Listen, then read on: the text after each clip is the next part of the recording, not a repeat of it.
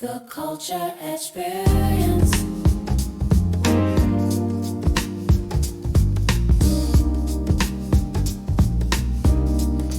The Culture Xperience.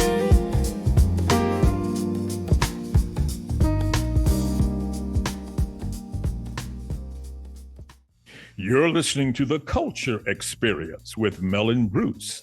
My guest today is Jerrie Merritt. She is the Senior Vice President and the Community Development Manager with over 45 years of banking experience. She's with the Bank of Nevada, currently called the Western Alliance Bank. Jerrie, welcome to the show. Hi, it's so nice to be here. I'm thrilled to have you. Inviting me. Yes, listen, I'm thrilled to have you here because we're going to talk about your bank. We're going to talk about how individuals in our community can start businesses, grow businesses, and how they can work with your bank, how they can work with you. One of the things that happens is individuals are often, I don't want to use the word afraid, but they are often very cautious about working with banks because they don't believe that banks will work with them. What do you have to say about that feeling that people in the community have that banks are not willing to work with us? Well, that is a very true fact. And I happen to think I have the answer after all my years of being in banking of the reason why small businesses feel that way. And I think the number one reason is because the small business do not start out by forming a relationship with their bank. So if you think about anything else in life, right? If it's unknown to you, or if you're not comfortable, or if you don't have a relationship with that person or with that organization, you would naturally feel uncomfortable, right? Yes. So it's about relationships.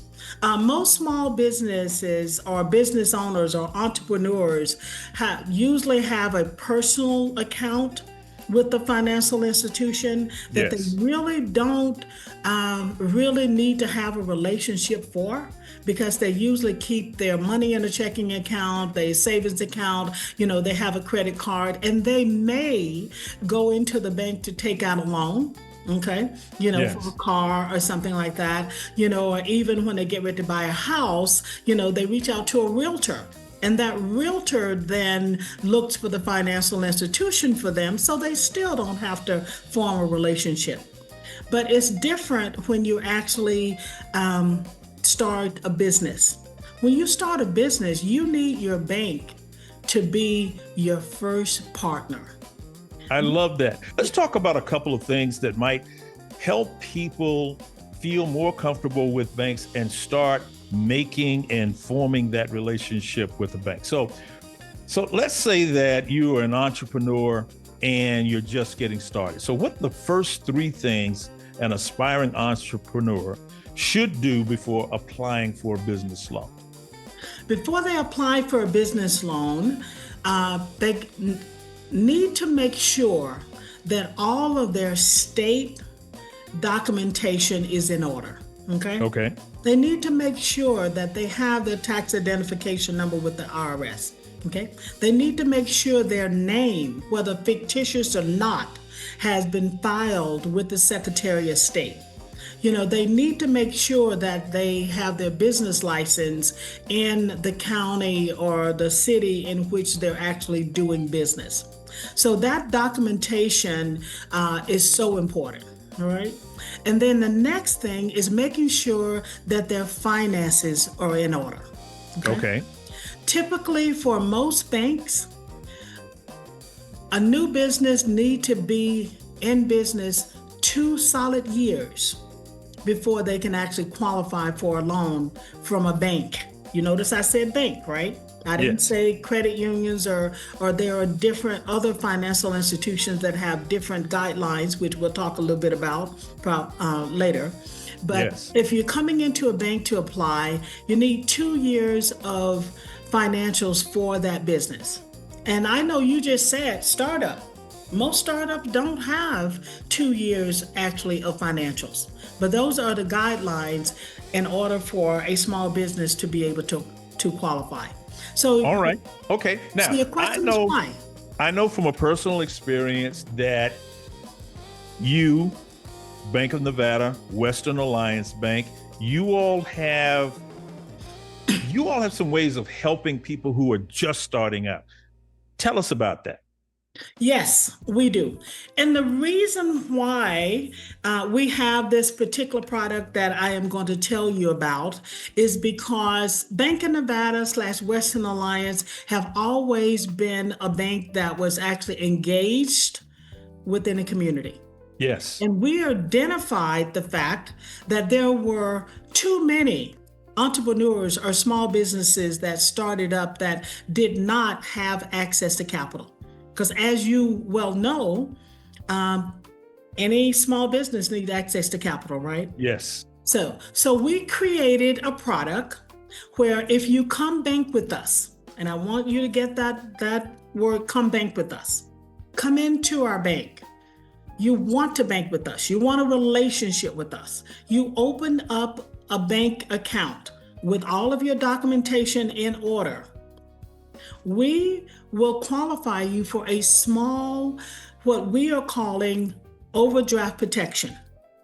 Actually, it's a small line of credit that is actually attached to that checking account. And I know you're probably thinking, but I haven't been in business 2 years yet. Okay. But That's right. if you've been in business at least 6 months, okay, you have all your everything in order, okay, 6 months. Secretary of State proves that you can do that. You have done that. We will then open up a checking account for you. We won't worry about your personal credit and we won't worry about your business credit because as a new startup, you don't have any business credit. Okay? That's right. We will use the guidelines that you filed all your documentation and that you are a legitimate business doing business within our footprint. And that would be Nevada, California, or Arizona. You open up that account and we actually qualify you for that small line of credit attached to your checking account. If you use it, fine. You know, if you decide not to use it, it just sits there until it's available for you. To hear the full interview and all of our bonus content, visit our YouTube channel, The Culture Xperience with Mel Bruce. And don't forget, hit those buttons, subscribe, share, and like.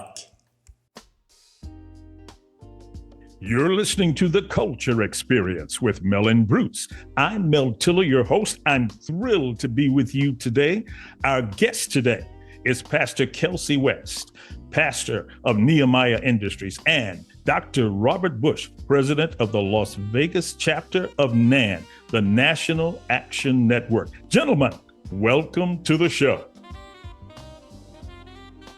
Well, thank you, Mel, for having us on the show. I listen to the show quite often, but thank you for having us on the show and having this very important conversation.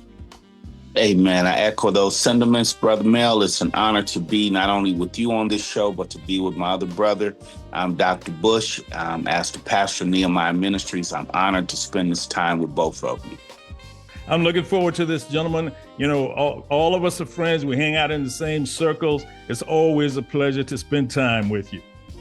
Yes, sir. It is.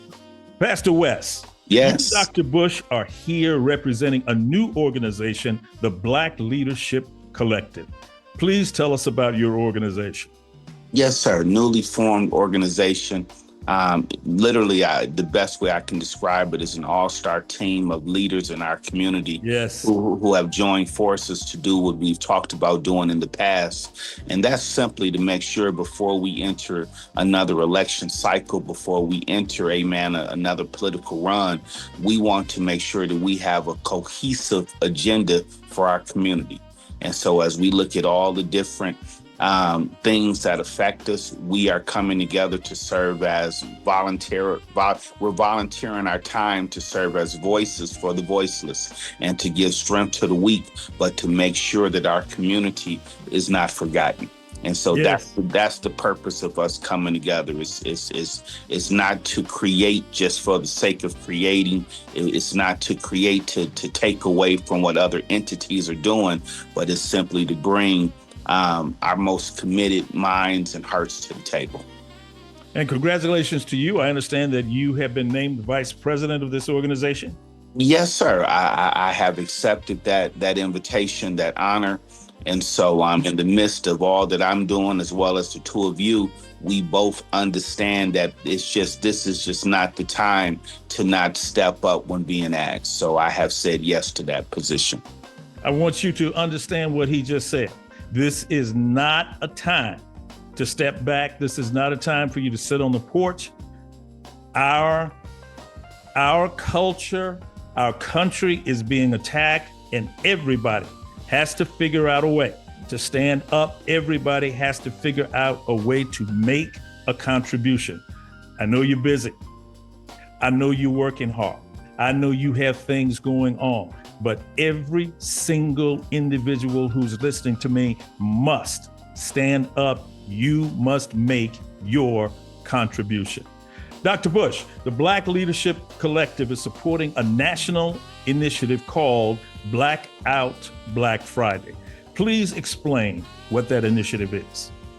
Blackout Black Friday was originally conceived in the mind of Dr. Jamal Bryant, who I know very well through my relationship with National Action Network. And that is, he came up with the tagline, "I'm not buying it. I'm not buying it."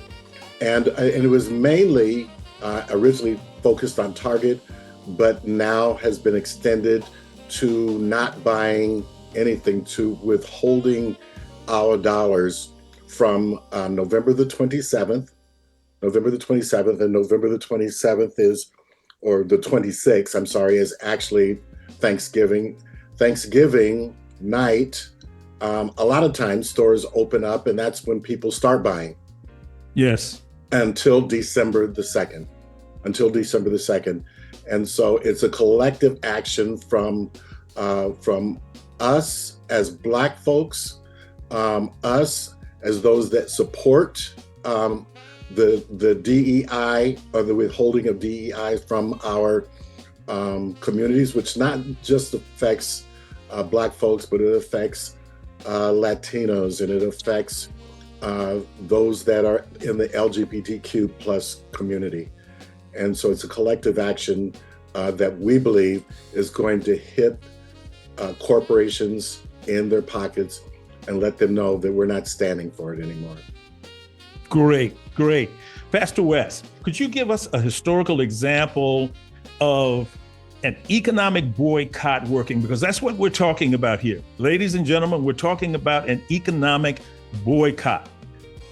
Pastor West, tell us about a time when economic boycotting worked. Listen, I wish we could turn back the hands of time and go back to that Montgomery boycott, bus boycott.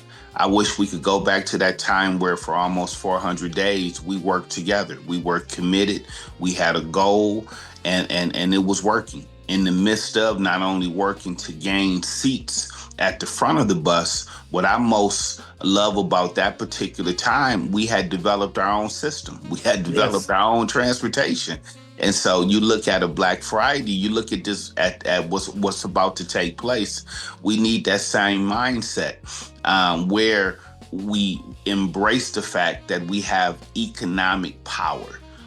It's the economics. When we really affect people economically, that's when people, for whatever reason, tend to listen to our voice. They tend to say, come sit a little bit closer. For some reason, when we not spending our money, people get a little nicer.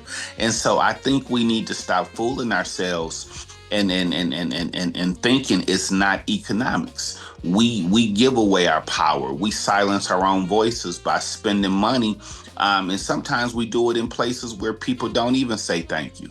And so it's imperative that we come together and we understand marches are wonderful, protests are wonderful, speeches are to be remembered and spoken over and over again. But the real impact comes when we close our wallets, close our pocketbooks, and we speak by not spending. I love it.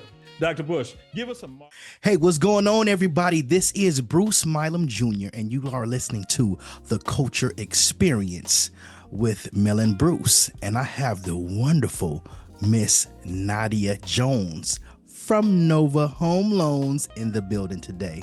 This is a special mortgage loan originator from Nova Home Loans. She does wonderful work. And disclaimer, this is the woman who did the mortgage on my first home and made my dreams come true for me and my wife and my family. And she's helping people get assets. She's a teacher. She's phenomenal. She's smooth. She's, will be like a family member when you do business with her. Have a lot of love for and respect. And so I'm going to welcome to the show, Miss Nadiyah Jones. How you doing, Queen? I'm doing well. How about you tonight? I'm doing magnificent. Magnificent. Yes, indeed. I'm feeling great. So, Okay. So tell me, Miss Nadiyah, we got you in the building. We're going to talk about a couple things that's going on in the market. So, let people know who you are. Introduce yourself to the audience and everybody who's listening out there. Once again, my name is Nadiyah Jones. I am a mortgage loan officer with Nova Home Loans here in Las Vegas, pretty much specializing in first-time home buyers and mortgage education, if you will. Been in the mortgage industry for a little over 7 years, almost 9 years, almost 10 years. Wow. Been in real estate overall since 2003 as a real estate agent at the entrance of my career into real estate. So I know pretty much both sides of the table here, but I definitely love working with first-time home buyers and educating people on how they can grow their assets. I don't want to be that person that's a salesperson. That's been my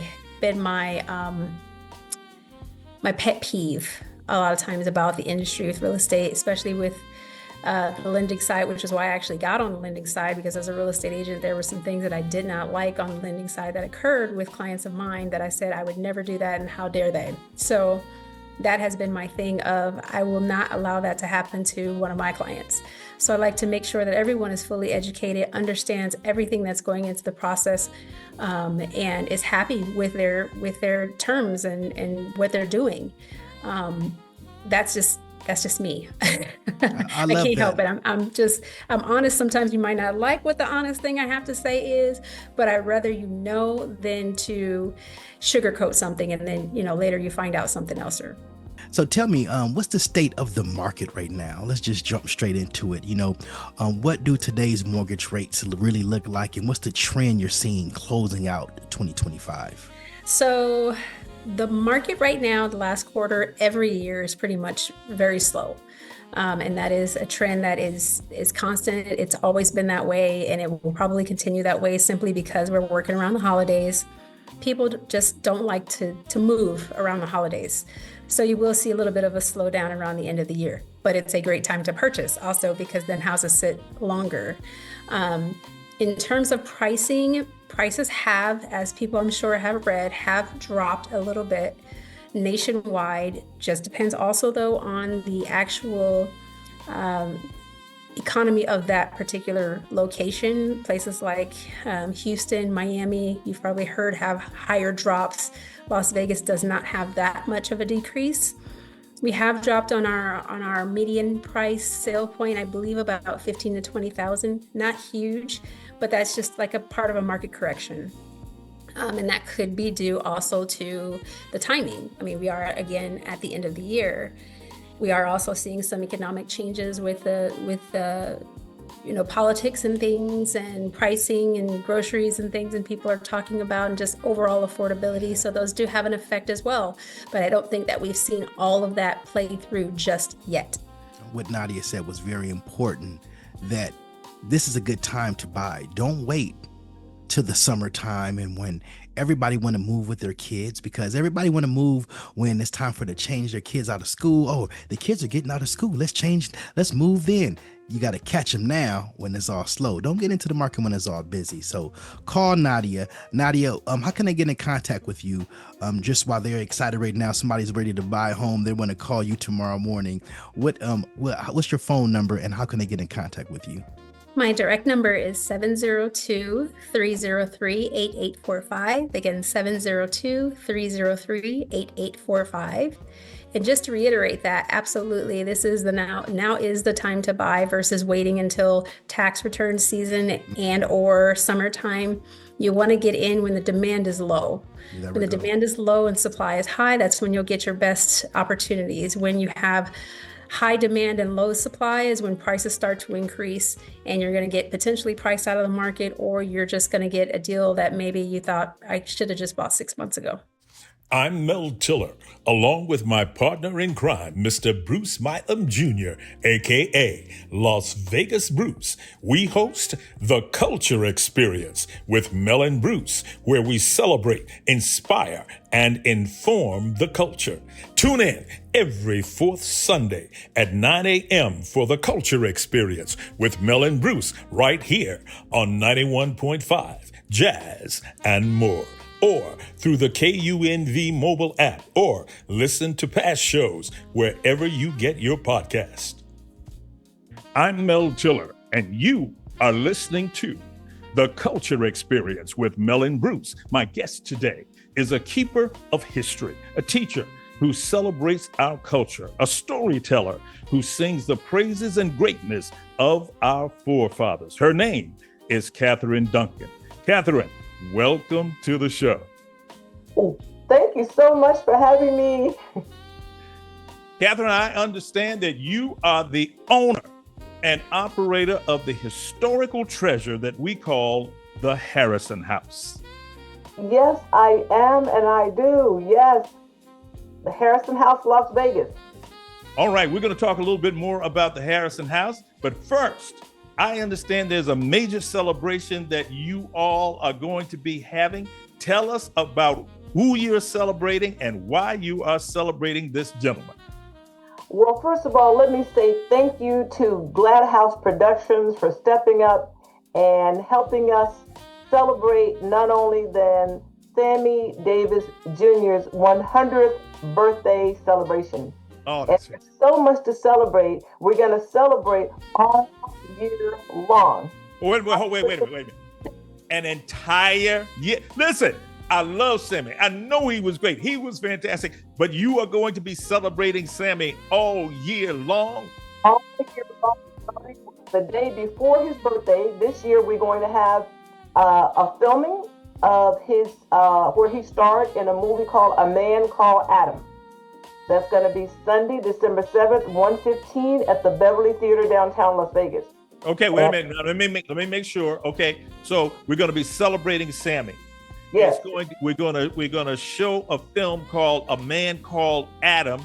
All right, at the Beverly Theater, and it's starting at 1:15. 1:15 p.m. Las Vegas time.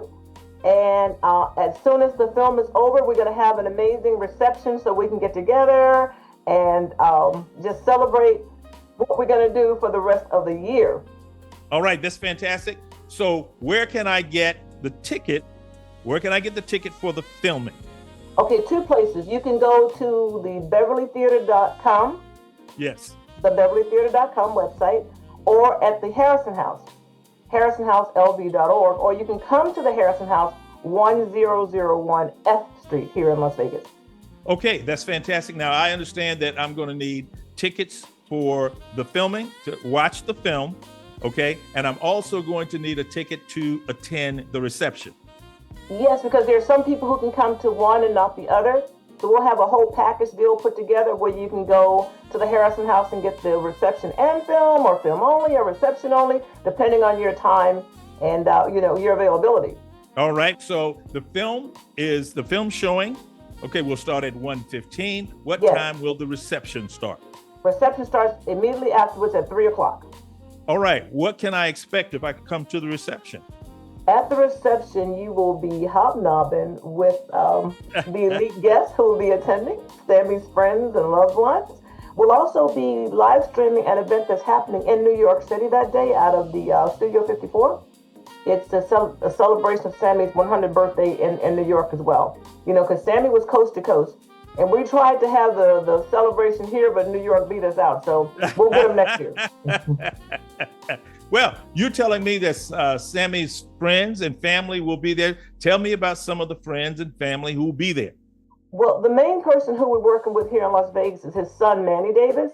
Yes. He's leading the initiative here. And a lot of his friends, I'm not sure. Barbara Streisand, I believe she's going to be in New York. Okay. Blinky Williams in New York. Everybody's going to New York because the live event is in New York. We're going to watch that event in Las Vegas. You know what, to film. Those of us who are not going to New York will be at the Beverly Theater with his friends on the West Coast. So guess we're going to have an East Coast, West Coast competition here for who's going to get the most. I love that. I'll be there. I want to hobnob with Sammy's son. We'll hang out. We'll hang out with him a little bit. That sounds fantastic. So let's talk a little bit about the Harrison House. Why was the Harrison House needed, and what role did the Harrison House play? So for those of you who don't know, America was once separated by skin color. You could stay in a hotel, eat in a restaurant, depending on the color of your skin. So Black people coming up out of slavery had not been necessarily integrated into American society. So we had to find places that would accommodate us as we travel across country, and especially entertainers who were playing in Las Vegas, even though they couldn't stay in the resorts where they were performing. So Mrs. Genevieve Harrison built the Harrison House in 1942 for the purpose of being a guest home for our famous entertainers. And as I understand it, it was a very exclusive home with white marble tile floors, Persian rugs. It would rival any 1942 Las Vegas hotel room. And right now we're in the process of restoring that home to accommodate anyone who would want to stay here today. That is so interesting. Give me some names. Who stayed at the Harrison House? Okay, first we all talk about Sammy Davis Jr. because he's probably the most famous that stayed here. The billboard outside says he stayed here so long that the neighbors thought it was his house. Sarah Vaughan, Eddie Rochester Anderson, Pearl Bailey, those are some of the people that actually stayed here. Nat King Cole, they named the porch after him, the Nat King Cole porch, All right, so we have now, if I come to the Harrison House, what am I going to see? Today we offer tours of the house. We're an educational facility. We teach people how to deal with, understand, and overcome racism. We have a film series. You come in the door, you watch a 13-minute film about a little boy coming up out of Texas, and he's talking about what segregation is, so that the young people can understand how we came to be in the situation, how we are today. To hear the full interview and all of our bonus content, visit our YouTube channel, The Culture Xperience with Mel Bruce. And don't forget, hit those buttons, subscribe, share, and like.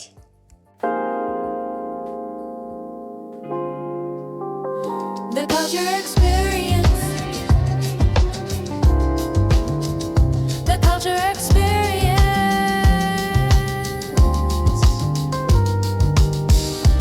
Fourth Sunday of the month, I know what to do.